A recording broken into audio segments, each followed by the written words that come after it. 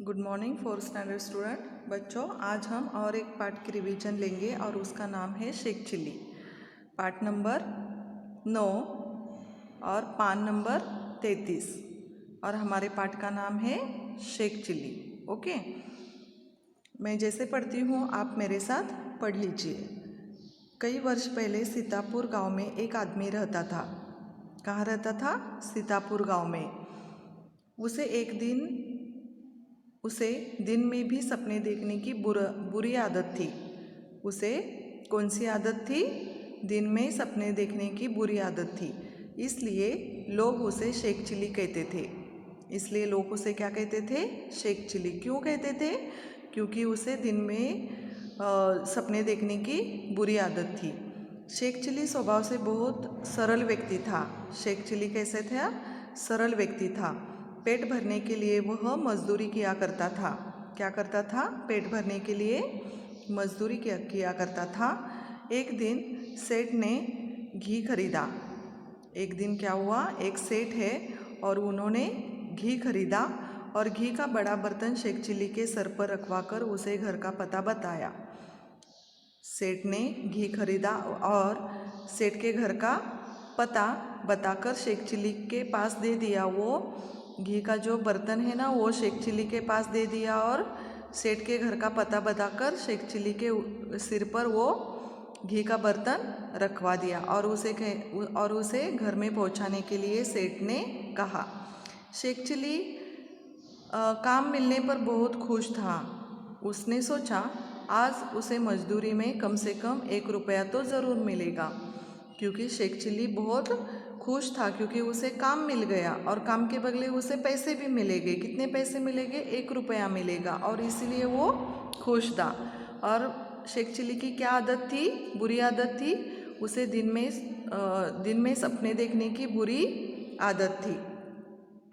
इसीलिए वह थोड़े दिन मजदूरी करके पैसे कमाएगा और उन पैसों से एक बकरी खरीदा।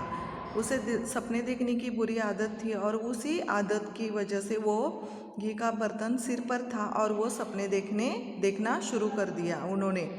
वो क्या करने लगा कि अभी ये 1 रुपया उसे मजदूरी मिलेगी और वो ऐसे ही 1 रुपया कमा कर वो उन पैसों से एक बकरी खरीदेगा और फिर बकरी के बहुत सारे बच्चे होंगे और उन बच्चों को बेचकर वह और पैसे कमाएगा। ऐसे वो घी का बर्तन सिर पर रख के ही वो सोचने लगा।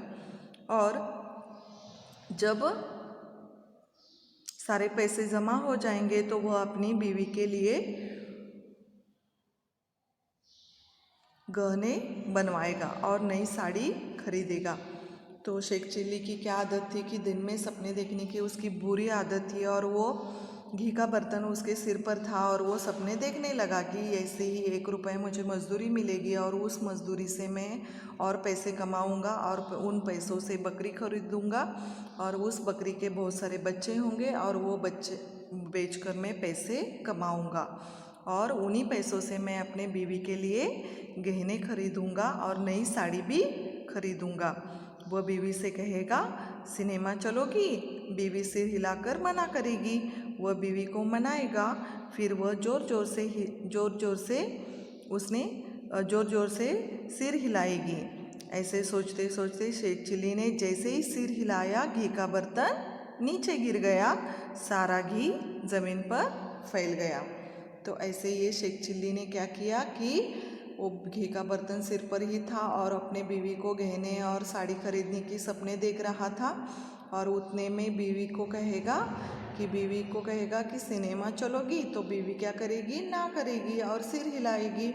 ऐसे में घी का बर्तन उसने ही अपना सिर हिलाया और घी का बर्तन नीचे गिर गया और सारा घी जमीन पर फैल गया। सेठ शेख चिल्ली पर बहुत चिल्लाया और उसे खूब पीटा और उस बेचारा शेख चिल्ली रोता रह गया और दिन में सपने देखने की वजह से उसका यह हाल हुआ। तो ऐसे दिन में सपने देखने की बुरी आदत से उसे मार खानी पड़ी और वो बेचारा उसके सारे सपने भी टूट गए और इसीलिए हमें इस पाठ से हमें क्या सीख मिलती है? दिन में सपने नहीं देखना चाहिए।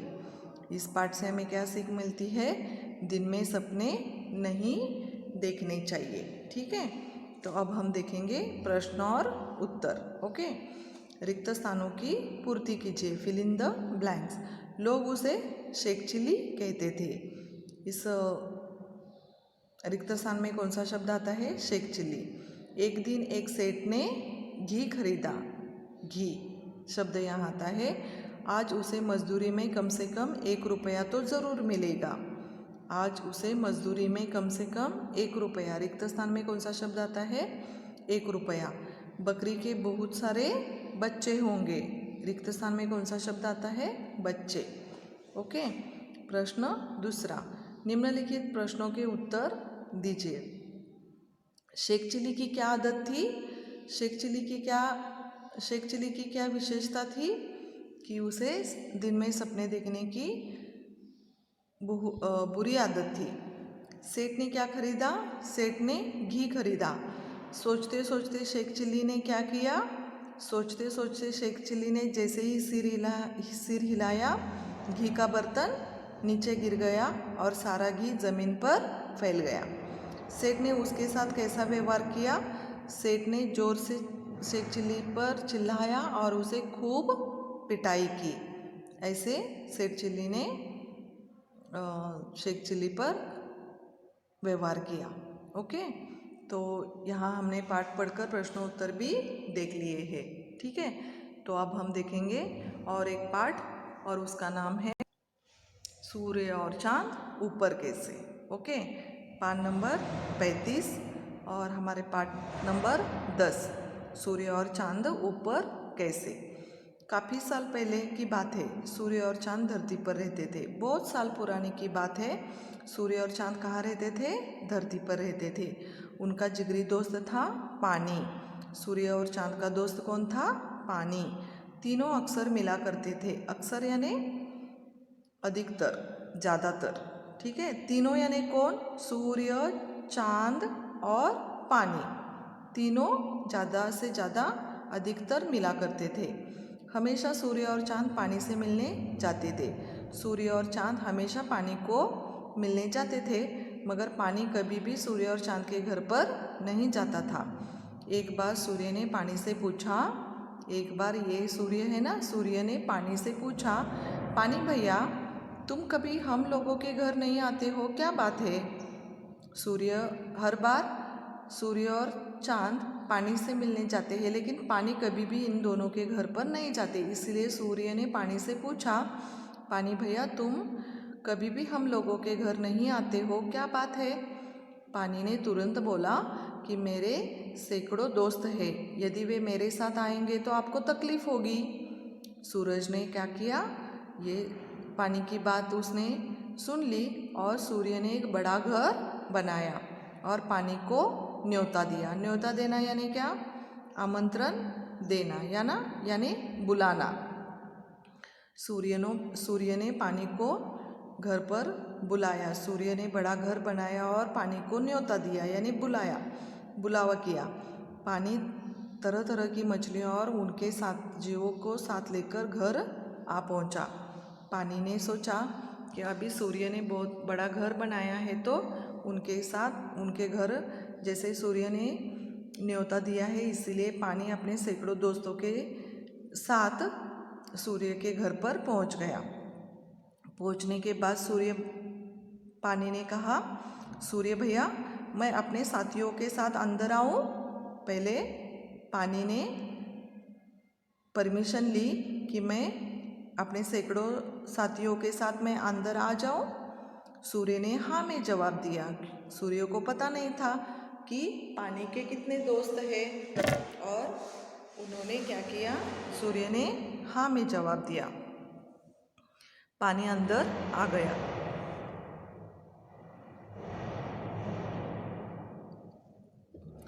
पानी अंदर आया। क्षण भर में सूर्य के घर में घुटनों तक पानी भरा। जैसे ही पानी सूर्य के घर पहुंच गया तो सूर्य का घर कुछ ही क्षण में घुटनों तक पानी भर गया। कुछ देर में पानी तो सिर तक पहुंच गया।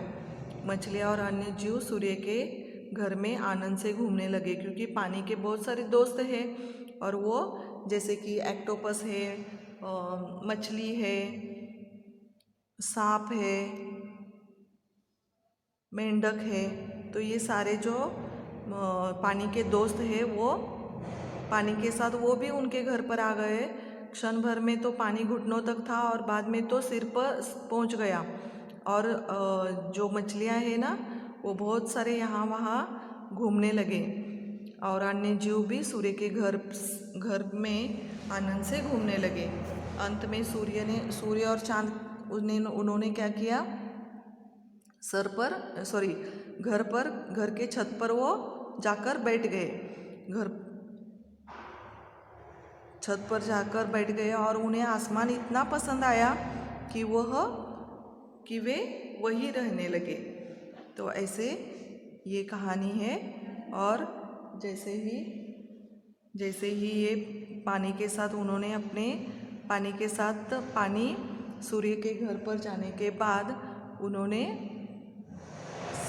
छत पर बैठना पसंद किया और सूर्य और चांद को आसमान इतना पसंद आया कि वो वहीं पर रहने लगे। तो इस पाठ से हमें क्या सीख मिलती है बच्चों?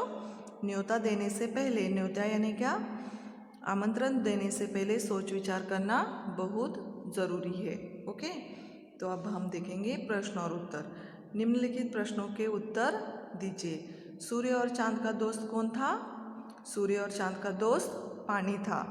पानी सूर्य और चांद के घर क्यों नहीं जाता था? पानी सूर्य और चांद के घर क्यों नहीं जाता था? क्योंकि पानी के सैकड़ों दोस्त हैं और अगर वो उनके साथ आ जाएंगे तो दूसरों को तकलीफ होगी, इसलिए पानी सूर्य और चांद के घर नहीं जाता था। पानी को अपने घर बुलाने से पहले सूर्य ने क्या किया? पानी को अपने घर बुलाने से पहले सूर्य ने क्या किया? एक बड़ा सा घर बनाया और पानी को न्योता दिया। ठीक है। पानी किन किन को साथ लेकर गया? पानी किन किन को साथ लेकर गया?